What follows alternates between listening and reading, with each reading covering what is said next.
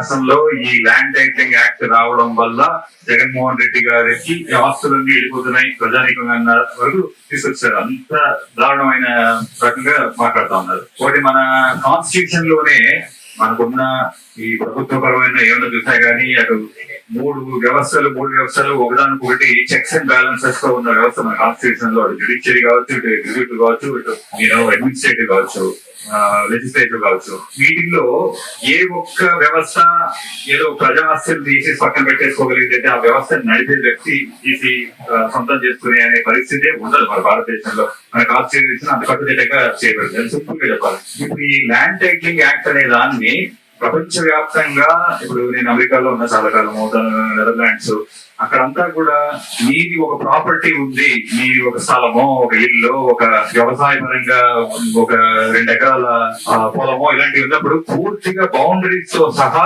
ఇది నీ ఆస్తి అని ఆ టైటిల్ నీకు అప్పచెప్తారు. ఇంకా దాని తర్వాత ఎవరు వచ్చి అడ్డం చెప్పే పరిస్థితి ఉంటుంది.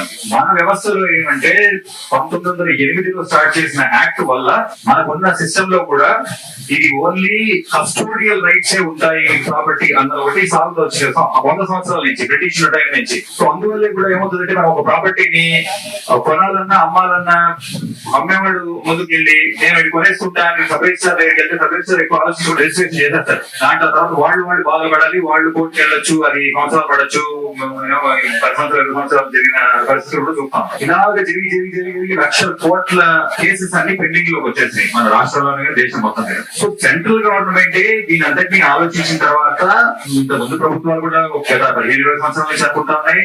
మన మోడీ గారు వచ్చిన తర్వాత మనం దీన్ని కొద్ది కట్టుదిట్టం చేద్దాము, అందరికి ఎవరి టైటిల్ ఆ ప్రాపర్టీ మీద వాళ్ళకుంటే టైటిల్ ని వాళ్ళకి పూర్తి స్థాయిలో అందించే విధంగా ఆ రిఫార్మ్స్ అంటారు కదా, అవి తీసుకొద్దామన్న ప్రయత్నం మొదలుపెట్టిన దాంట్లో కొన్ని రాష్ట్రాలు తగ్గగా ముందుకు వచ్చి కరెక్టే ఇది ఫార్వర్డ్ లుకింగ్, అంటే ముందు తరం కోసం ఆలోచించి చేస్తున్నది, ఈ 100 సంవత్సరాలుగా చేయండి ఇప్పుడు చేస్తున్నాం అన్నందుకు మనం కూడా దాని వైపు కృషి చేద్దాం అన్నట్టుగా జగన్మోహన్ రెడ్డి గారు కూడా ఆ రకంగా వచ్చిన దాంట్లో తీసుకున్న ఫస్ట్ స్టెప్ ఏంటంటే ప్రతి టైటిల్ విషయాల్లో బౌండరీస్ కరెక్ట్ ఉండాలి. అంటే చాలా సార్లు ఏమవుతుందంటే ఇగో నా ఇక్కడ వరకు ఉంది అంటారు, పక్కడు వచ్చేది నా ఇక్కడ వరకు ఉంది అంటారు. ఇటువంటి వాటిలో కోర్టులకు వెళ్ళే సందర్భాలు కూడా చాలా ఉన్నాయి కదా మన దగ్గర. అందువల్ల ఫస్ట్ ఆ బౌండరీస్ కరెక్ట్ గా చేయడం అన్న దాని మీద అది అజయ్ కల్లం గారు ఆయన నిష్ణాతులు. ఆయన గత 40 సంవత్సరాలుగా ఐఏఎస్ గా పెద్ద పోస్టులు నిర్వహించారు, రెవెన్యూ సైడ్ చేశారు. ఇవన్నీ చేసిన తర్వాత ఆయన ఆధ్వర్యంలో ఈ ఫస్ట్ అయితే సర్వేస్ అన్ని కంప్లీట్ చేయండి. మన 1700 గ్రామాల్లో సర్వే చేసి ఎవరి ఓనర్షిప్, వాళ్ళ టైటిల్స్, వాళ్ళ బౌండరీస్ జియో ఫెన్సింగ్ అంటారంటే కంప్యూటర్ సిస్టమ్ లోనే కరెక్ట్ బౌండరీస్ వచ్చేస్తాయి అనమాట. అటువంటి ప్రక్రియ మొదలు పెట్టారు, జరుగుతా ఉంది. ఈ ప్రాసెస్ లో ఈ ల్యాండ్ టైటిలింగ్ గురించి మనము దీని వల్ల చాలా ఉపయోగమే ఉంటుంది ప్రజానికానికి. అంటే ఈ ఫైనల్ గా ఈ టైటిల్ అనేది కరెక్ట్ బౌండరీస్ తో ఎవరి ఆస్తి వాళ్ళని చెప్పిన తర్వాత ఇంకో 3 వాళ్ళు వచ్చి అందులో చేయబెట్టే పరిస్థితి ఉండదు. అటు గవర్నమెంట్ గానీ, ఎవరన్నా వ్యక్తి గానీ, గవర్నమెంట్ లో ఉన్న వ్యక్తి గానీ, లేదా వేరే థర్డ్ పార్టీ గానీ ఎవరు కూడా దాని మీద కన్నెయ్యలేని పరిస్థితికి తీసుకొచ్చేలాగా ఒక స్టెప్ ఆఫ్టర్ స్టెప్ చేస్తా రావడం జరుగుతుంది. ఈ ప్రాసెస్ లో ఒక పక్కన జియో ఫెన్సింగ్ జరుగుతుందా, మళ్ళీ ఈ ల్యాండ్ టైటిల్ యాక్ట్ ని ఏదో టైంలో స్టార్ట్ చేయాలి. దానికి మళ్ళీ చాలా వ్యవహారం ఉంటది. మనం ఇక్కడ మన అసెంబ్లీలో పాస్ చేసుకోవాలి, మళ్ళీ సెంటర్ పంపించాలి, మళ్ళీ అక్కడ రాష్ట్రపతి నుంచి ఇది రావాలి, మళ్ళీ స్టేట్ వస్తుంది, మళ్ళీ 13% జరుగుతుంది. ఈ ప్రాసెస్ అంతా ఒక పక్కన జరుగుతూ ఉంది. ఇవన్నీ కూడా ఈ మంచి కార్యక్రమం చేయడానికి ఈ అపోజిషన్ పార్టీ చంద్రబాబు నాయుడు మాట్లాడుతుండేదో ఆయన కంప్యూటర్స్ నేనే ఆద్యం అంటాడు, అంతా డిజిటల్ సిస్టమ్ అంటాడు, అన్ని డిజిటలైజేషన్ అంటాడు, కూర్చొని చెట్టే మనం వీళ్ళు నొక్కితే పనులు జరిగిపోతాయి అంటాడు. ఇవన్నీ ఏదో చెప్పాడు కదా ఇంతకుముందు. ఆయన ఇటువంటి దాన్ని పూర్తిగా ఫాలో అయ్యే టైపు మెంటాలిటీ ఉన్న వ్యక్తి. కాకపోతే ఇప్పుడు ఎలక్షన్ దగ్గరకు వచ్చిన టైంలో దీన్ని ఏదో మస్బూత్ మారేడుకాయ చేసి దాన్ని జగన్మోహన్ రెడ్డి గారి మీద రుద్దేసి అన్యాయంగా ఏదో పాస్బుక్ మీద సీఎం ఫోటో ఉందంట, దాన్ని రేస్ చేసి అది ఆ ప్రాపర్టీ సీఎంకి అయిపోతుంది. లేకపోతే కాపీలు, జిరాక్స్ కాపీలు ఇస్తున్నారు కాబట్టి మీ ప్రాపర్టీ మీ ఓనర్షిప్ కాదు, దాన్ని ఆ వ్యవహారం కూడా వస్తారు. ఇప్పుడు పాస్బుక్ మీద సీఎం పిక్చర్ ఉంది, లేకపోతే ఒక గాంధీ పిక్చర్ ఉంటుంది, అంబేద్కర్ పిక్చర్ ఉంటుంది, ఇంకొక నేషనల్ లీడర్ పిక్చర్ ఉంటుంది. మన కరెన్సీ నోట్ల మీద ఫర్ ఎగ్జాంపుల్ గాంధీ బొమ్మ ఉంటుంది. అంటే గాంధీ కుటుంబ సభ్యులు వచ్చి కరెన్సీ అంతా మాత్రం చెప్పి పక్కన పెట్టుకోవచ్చు, అది జరుగుతుందా? సాధ్యమా? సో ఇవన్నీ ఊరికి పూటకు ప్రచారాలు చేయడము, అంత మీడియాని వాడుకున్న మీడియా కాబట్టి వాడుకొని ఇప్పుడు అబద్ధం చెప్పడం లేదు. బొద్ద జల్లం అంటే ఇలా తీసి అలా వేసి వెళ్ళిపోవడమే. అది కడుక్కోవడానికి బట్టి టైం ఎంత పడుతుంది మీకు తెలుసు కదా. వాళ్ళు చేస్తున్న ప్రస్తుత కార్యం ఏంటంటే బొద్ద జల్లేసి వెళ్ళిపోవడం, బొద్ద జల్లేసి ఏదో ఒకటి తీసుకోవడం, బొద్ద జల్లి వెళ్ళిపోవడం. అది కడుక్కునే లోపల ఎలక్షన్ డేట్ అయిపోతుంది. ఈ లోపల కొంతమంది ఏదైనా మారిస్తే వాళ్ళు మా వైపు ఓటేస్తే చాలు అనుకున్న ప్రయత్నం వాళ్ళకి. అంటే ఇది చాలా దుర్మార్గము, ప్రజానీకానికి చాలా అన్యాయం చేస్తున్నట్టు. సో ల్యాండ్ టైటిలింగ్ యాక్ట్ విషయంలో ఎటువంటి డౌట్లు పడాల్సిన అవసరం లేదు. అది ఏదో ఇంప్లిమెంటేషన్ లోకి వచ్చింది, రేపటి నుంచి ఆ ల్యాండ్ టైటిలింగ్ యాక్ట్ దీంట్లో ఉందనేది కాదు. దానికి ఇంకా కోర్టులోకి వెళ్ళిన సందర్భంలో కోర్టులోకి ఎందుకు వెళ్ళారు, ఎవరు వెళ్ళారు కూడా మాట్లాడుతున్నాం.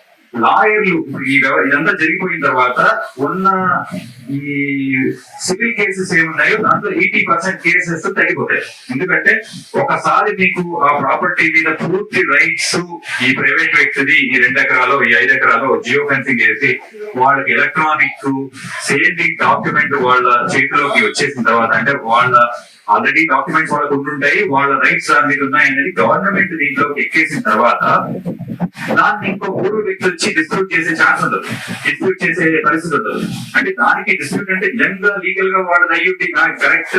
ఇప్పుడు ఇది ల్యాండ్ రైటింగ్ యాక్ట్ అయిన తర్వాత 2 సంవత్సరాల టైం ఉంటుంది. ఈ లోపల ఎవరైనా నాకు ఏదో నష్టం జరిగింది, ఇప్పుడు తెలంగాణలో చూస్తుంటారు, ధరణి అని పెట్టిన తర్వాత దాంట్లో ఏదో కొంత తప్పులు జరిగాయి అని చెప్పి కోర్టులోకి వెళ్ళిన సందర్భాలు. అలాగే 2 సంవత్సరాల పాటు కోర్టులకు వెళ్ళి తేల్చుకోవడానికి కూడా ఇది ఏది ఏదో పర్మనెంట్ గా జరిగిపోయింది కాదు. కానీ అవన్నీ దాటిపోయిన తర్వాత ఒక్కసారి పర్మనెంట్ అయిన తర్వాత దాని మీద ఇంకెవరు కేసు వేయడానికి లేదు. ఎందుకంటే గవర్నమెంట్ గ్యారంటీ ఇస్తుంది, అది మీ ప్రాపర్టీలో ఎవరు చేయబెట్టడానికి లేదు. గవర్నమెంట్ ఇప్పుడు అమెరికాలో ఈ పెద్ద డెవలప్ అయిపోయిన దేశాల్లో అంతే. ఇప్పుడు నాకు ఒక ఇల్లు ఉంది, ఒక స్థలం ఉంది, దాని మీద నాకు టైటిల్ వచ్చిన తర్వాత ఎవరు వచ్చి నీది కాదు నాది అన్నారంటే గవర్నమెంట్ ముందుకు వచ్చి లేదు అది మేము టైటిల్ ఇచ్చాం కాబట్టి అది గవర్నమెంట్ దానికి సపోర్ట్ ఇస్తుంది అని చెప్తున్న పద్ధతిలో అది ఇక్కడ కూడా మనకి ఆ పరిస్థితి ఏర్పడుతుంది ఇదంతా కంప్లీట్ అయిన తర్వాత.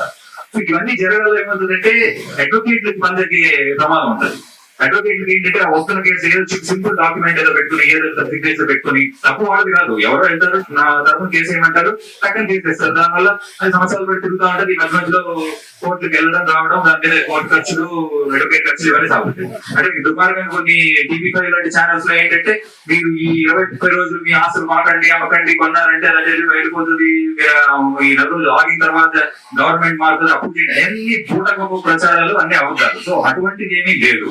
రెండో విషయం ఏంటంటే ఈ ఎలక్ట్రానిక్ డాక్యుమెంటేషన్ అన్నది అది కూడా ఫుల్ ప్రూఫ్ డాక్యుమెంటేషన్ అంటారు. ఇప్పుడు మనం ప్రస్తుతం శాంప్ పేపర్ల మీద మొత్తం చేసుకుంటాం. డాక్యుమెంట్ రైటర్ దగ్గరికి వెళ్తాము, వాళ్ళంతా చేసిస్తారు. మన సపరేటర్ దగ్గరికి వెళ్తాము, అయిన తర్వాత 3 రోజులు ఎప్పుడు మనకి డాక్యుమెంట్ ఇస్తారు, వాళ్ళు స్కాన్ కాపీ పెట్టుకుంటారు. తర్వాత ఎప్పుడు కావాలంటే సర్టిఫైడ్ కాపీ తెచ్చుకోవచ్చు. దాని నుంచి ఆ ప్రొసీజర్ ని మార్చి మెల్లగా దాంట్లో మళ్ళీ చాలా లిటిగేషన్స్ వస్తున్నాయి. ఎందుకంటే ఈజీగా ఒక 100 రూపీస్ స్టాంప్ పేపర్ సంపాదించవచ్చు, పాత డేట్ది ఆయన సంతకాలు ఫోర్జ్ చేయొచ్చు, ఆ డాక్యుమెంట్ పెట్టి ఇదే ఒరిజినల్ డాక్యుమెంట్ అనొచ్చు. బట్ ఈ ఎలక్ట్రానిక్ డాక్యుమెంటేషన్ లాగా జరగడం వల్ల అటువంటి సమస్యలు కూడా పోతాయి అనేది అదొక సెపరేట్ ఇనిషియేటివ్. అది దాన్ని ఒక పక్కన ఇంప్లిమెంట్ చేయడానికి ప్రస్తుతం ఒక ఉన్న వేల కొద్ది సబ్ రిజిస్టర్ ఆఫీసులో ఒక 15 సబ్ రిజిస్టర్ ఆఫీసుల్లో అది పైలట్ ఇంప్లిమెంటేషన్ చేస్తున్నారు. అంటే అన్ని డాక్యుమెంటేషన్ అంతా కరెక్ట్ గా వస్తుందా, మనకి ట్యాంపరింగ్ లేకుండా కరెక్ట్ గా అంత ఎలక్ట్రానిక్ డాక్యుమెంటేషన్ జరుగుతుందా, ఇవన్నీ జరుగుతాయి. సో